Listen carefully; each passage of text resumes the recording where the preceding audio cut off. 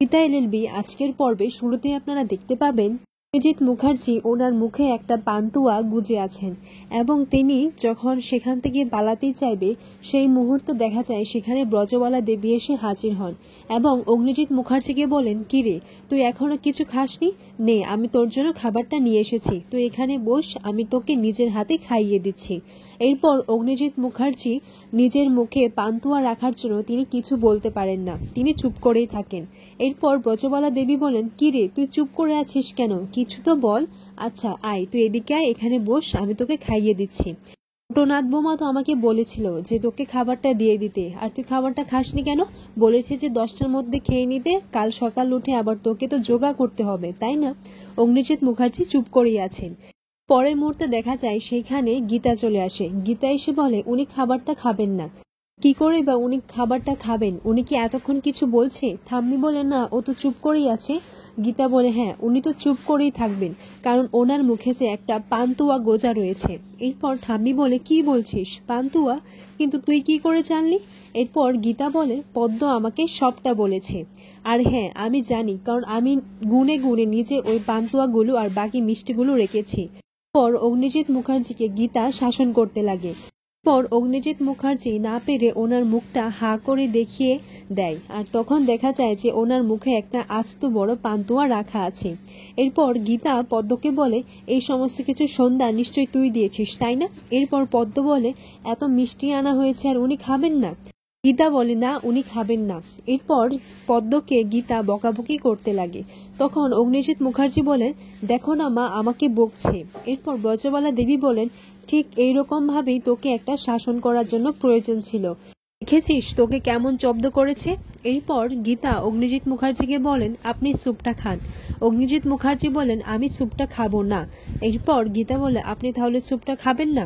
তখন অগ্নিজিৎ মুখার্জি বলেন, না, রোজ রোজ এই ব্রেড আর স্যুপ খেতে ভালো লাগে না, এগুলো অনেক তেতো। আমার তো ইচ্ছে করে কচি পাঁঠার মাংস, আইসক্রিম, রসগোল্লা, পান্তুয়া, চমচম এই সমস্ত কিছুই খেতে ভালো লাগে। এরপর গীতা বলে, বাবা বাবা, এইসব তো দেখি ভালোই লিস্টি বানাচ্ছেন, তাই না? চুপচাপ আপনি এটা খান, নইলে আমি কিন্তু।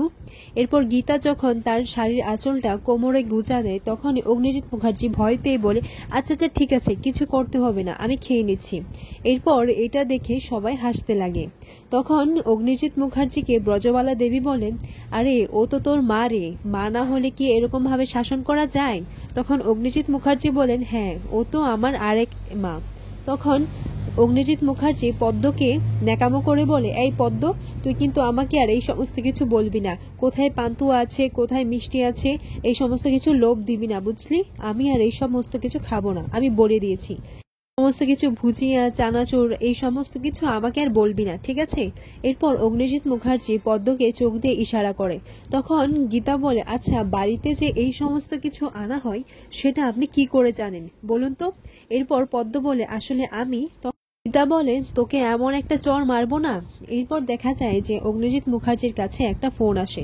ফোনে কেউ কিছু একটা বলে। তখন অগ্নিজিৎ মুখার্জি গীতাকে বলে, দাঁড়াও গীতা, তোমার সাথে আমার কিছু কথা আছে, জরুরি কথা।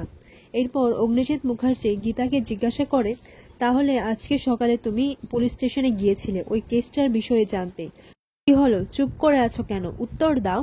থানায় গিয়ে তুমি ওই কেসটার কপি করে এনেছো যাতে বাড়িতে বসে স্টাডি করতে পারো। আমি তোমাকে কতবার বলেছি যে এই কেসটা তুমি লড়ো না, এই কেসটা তোমার নিতে হবে না। এরপর গীতা বলে, দেখুন বাবা, আমরা তো অ্যাডভোকেট আর এটা হচ্ছে আমাদের পেশা। এরপর অগ্নিজিৎ মুখার্জি বলেন, তুমি এই কেসটা লড়বে না, এটাই হচ্ছে শেষ কথা। তখন গীতা বলে, কেন বাবা? আচ্ছা আপনি কাদের বাঁচানোর চেষ্টা করছেন? অগ্নিজিৎ মুখার্জি বলেন, গীতা তুমি এই কেসটা কিন্তু লড়তে পারবে না, আর তুমি জানো না যে। তখন গীতা বলে, কি জানি না বাবা, আমার কি ক্ষতি হতে পারে? বাবা এই কেসটা নিয়ে আপনার উপর বদনাম করা হচ্ছে, যদি প্রেসের লোক ডাকা হয় তাহলে? এরপর অগ্নিজিৎ মুখার্জি বলেন, কিচ্ছু করতে পারবে না ওই মহিলা প্রেস ডাকবে না। এরপর ঠাম্মি বলে, কিসের বদনাম? তখন গীতা বলে, ওনার নামে একটা বদনাম ছড়িয়েছে যে উনি নাকি টাকা নিয়ে ওনার কেসটা ঠিকভাবে লড়েননি, বলে এই কেসটা নিয়ে না হয় কোর্টে আমরা কথা বলবো। অগ্নিজিৎ মুখার্জি বলে, না, আমরা এইখানেই কথা বলবো। এরপর অগ্নিজিৎ মুখার্জিকে গীতা বলে, আমি তো কেসটা স্টাডি করে দেখেছি, আপনি তো এই কেসটার মধ্যে কিছুই করেননি, আর আপনি আপনার জুনিয়রকে দিয়ে এই কেসটাকে লড়িয়েছেন, আপনি আপনার পেশার সাথে বেমানি করেছেন বাবা। এরপর অগ্নিজিৎ মুখার্জি বলেন, তা তুমি কিন্তু তোমার সীমা ছাড়িয়ে যাচ্ছ। তুমি ভুলে যেও না যে তুমি এই বাড়ির পুত্রবধূ। তুমি আমার সাথে এরকম ভাবে কথা বলতে পারো না। আর আমি আমার পেশায় কোনো বেইমানি করিনি। গীতা বলে, না, আপনি বেইমানি করেছেন। আপনি কিসের এত ভয় পাচ্ছেন? ওই পঙ্কজ খাসনবিশ যেভাবে বলেছিল যে কেঁচো বার করতে গিয়ে কেউটে বেরিয়ে আসবে, আর সেই কেউটে আমাকে এমন ছোবল দেবে যে সব শেষ হয়ে যাবে। আপনি কি সেই ভয়টাই পাচ্ছেন বাবা? দেখুন বাবা, আমি নিশ্চিত যে এই পেছনে বড় একটা র্যাকেট রয়েছে। অগ্নিজিৎ মুখার্জি ব্রজবালা দেবীকে বলেন, মা, ওকে কিছু বোঝাও না। পর গীতা বলে, না অ্যাডভোকেট ব্রজবালা দেবী, এখন আপনি এই মুহূর্তে অগ্নিজিৎ মুখার্জির মা হবার চেষ্টা করবেন না। পর গীতা বলে, প্লিজ বাবা, আমাকে এই কেসটা লড়তে দিন, আর আমি এই কেসটা লড়বো। পর অগ্নিজিৎ মুখার্জি গীতাকে বলে, তুমি যদি এই কেসটা লড়ো তাহলে আমি তোমার মুখও দর্শন করব না। এটা বলে অগ্নিজিৎ মুখার্জি সেখান থেকে চলে যায়। পর পদ্ম বলে, আচ্ছা বড়বাবু যখন চাইছে না তাহলে তুমি এই কেসটা লড়ো না। এরপর গীতা পদ্মর উপর চেঁচিয়ে ওঠে। পদ্মকে বলে, তুই এই কথাটা বলছিস? তুই তো এই বাড়ির পরিচারিকা ছিলি, তাই না? আর তুই যখন অসহায় ছিলিস তখন আমি তোর পাশে দাঁড়িয়েছিলাম, তখন তো তুই কিছু বললি না। আমিও তো তোর অসহায় সময়ে পাশে থেকেছি পদ্ম, তোর মুখে এই কথাটা মানায় না। এরপর পদ্ম বলে, না আসলে উকিল দিদি, আমি সেরকম ভাবে বলতে চাইনি। পর গীতা বলে, ওই জ্যোৎস্না দেবীর জায়গায় নিজেকে রেখে দেখ, তাহলে তুই বুঝতে পারবি যে ওনার ভিতর কতটা যন্ত্রণা রয়েছে। এরপর ঠাম্মি বলে, আচ্ছা বড় খোকা, তোকে কেন মানা করছে এই কেসটা লড়তে?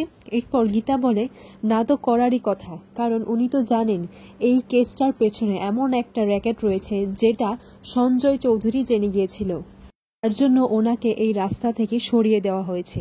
এই মুহূর্তে দেখা যায় ভজন মিত্তির সেই জ্যোৎস্না দেবীকে বলে, আচ্ছা আপনি কি এখনো বিশ্বাস করেন? দেখুন, অগ্নিজিৎ মুখার্জি কিন্তু গীতার শ্বশুর মশাই, আর ওনারার সম্পর্ক হচ্ছে শ্বশুর মশাই আর বৌমার।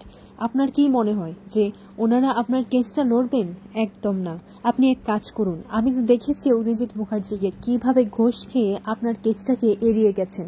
আপনি প্রেস ডাকুন, প্রেসের সামনে অগ্নিজিৎ মুখার্জির আর গীতা লেলবির আসল মুখোশটা টেনে ছিঁড়ে ফেলে দিন। ওরা দুজন তো দুধে আমি মিশে গেছে, আর আপনি আটি হয়ে গড়াগড়ি খাবেন। আপনি এক কাজ করুন, আপনি আমার এই কার্ডটা রাখুন, আপনি কিন্তু ফোন করবেন, ঠিক আছে? আর এই প্রেসের ব্যাপারটা আমি দেখে নিচ্ছি। পর ঝর্ণা দেবী বলেন, তাহলে আমার হয়ে এই কেসটা কে লড়বে? ভজন বলে, আমি আছি তো, এই ভজন মিত্তির আপনার হয়ে কেসটা লড়বে। আমি আপনার ফোনের অপেক্ষায় থাকবো, ততক্ষণ আপনি ভাবনাটা ভেবে নিন আপনি কি করবেন। এখন চলি, আমি আপনার ফোনের অপেক্ষায় থাকবো। এর পরের মুহূর্তে দেখা যায় যে সেইখানে গীতা চলে আসে। গীতা এসে ঝর্ণা দেবীকে বলে, আপনি এইখানে? এরপর ঝর্ণা দেবী বলে, আচ্ছা আপনি কি সত্যি আমার হয়ে কেসটা লড়বেন, তাও আবার আপনার শ্বশুরমশাইয়ের বিরুদ্ধে? এরপর গীতা বলে, কেন, আপনার কি সন্দেহ হচ্ছে? তখন ঝর্ণা দেবী বলে, হ্যাঁ সন্দেহ হচ্ছে। তখন গীতা বলে, আমি একজন প্রফেশনাল লয়ার।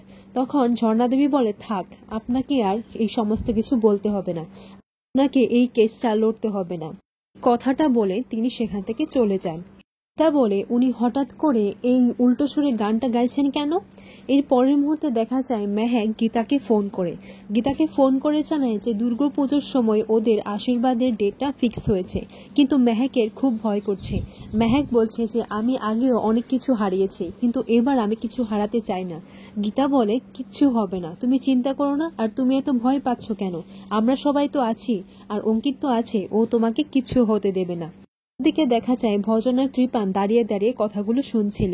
ভজন বলে, আগুনটা লাগিয়ে দিয়েছে, আর তোমার জন্য একটা গুড নিউজ আছে। দুর্গাপুজোর সময় কিন্তু মেহেকের আশীর্বাদ রয়েছে, আর সেটা তোমার সাথেই হবে। কিন্তু এরা নিজেদের মধ্যে ঝগড়াটা চালিয়ে যাবে। আশীর্বাদ যদি হতেই হয় তাহলে সেটা তোমার সাথেই হবে। ওই যে বলে না, ফোকাস ফোকাস, গিলি গিলি গে ভ্যানিশ।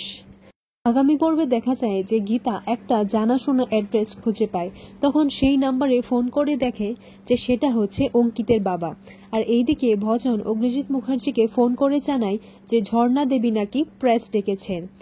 এদিকে গীতা অঙ্কিতের বাবাকে জিজ্ঞাসা করছে, আচ্ছা আপনি কি কলকাতার কোনো সংস্থায় কাজ করতেন? এরপর অঙ্কিতের বাবা বলে, হ্যাঁ। এরপর গীতা বলে, আচ্ছা আপনাদের সাথে কি ওই সঞ্জয় চৌধুরীও ছিলেন? আর এটা শুনে অঙ্কিতের বাবা খুবই ভয় পেয়ে যায়।